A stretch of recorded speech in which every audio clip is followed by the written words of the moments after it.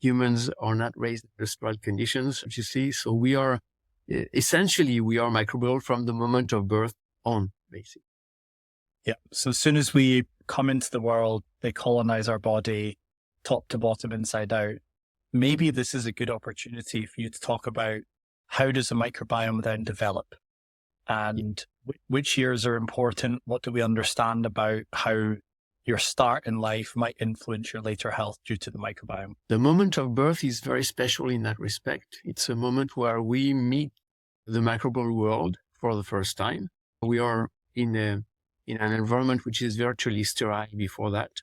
And colonization is rather well known in the early stages. So we know that there is what we call succession. So the ecosystem, the gut environment, is not strictly speaking aerobic. So there is some exposure to oxygen from the maternal blood that circulates in the baby's body.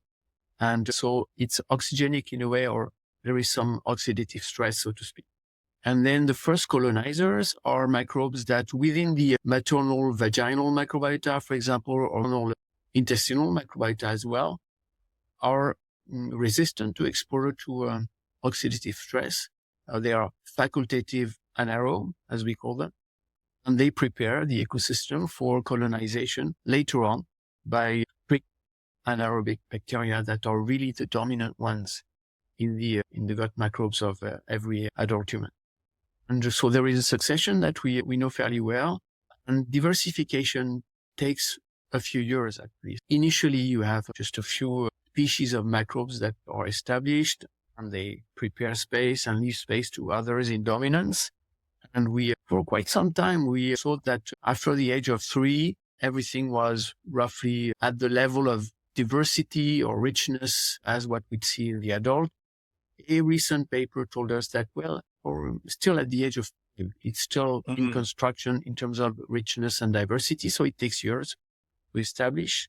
What we can say also is that in the early times of life, diet, in a way, feeding is important. So breastfeeding versus bottle feeding makes a big difference.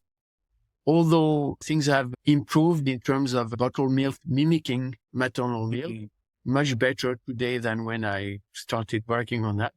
Still, there is a faster, more rapid diversification with bottle milk than with maternal milk, which tends to promote bifidobacteria, for example, or lactic acid bacteria that feed on lactose from the maternal milk. And they're also controlled by oligosaccharides, very specific oligosaccharides that are present in maternal milk and that condition somehow the maintenance of a less diverse microbiome. And also what we can say is that the mode of birth will be very important.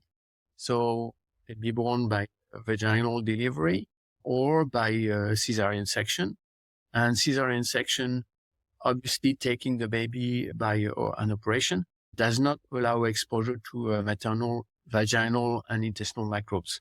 So it somehow delays the diversification of the microbiota, and also because there is no exposure to maternal microbes as efficiently as by vaginal delivery, then it's not only a delay, it takes much more time to diversify.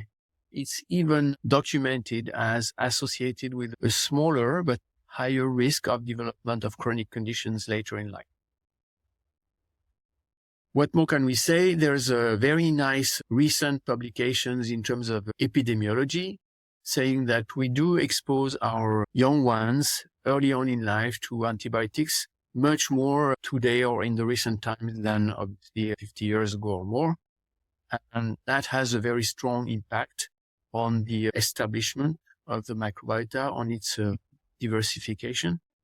And it's also associated with higher risks of many chronic conditions that have been tested.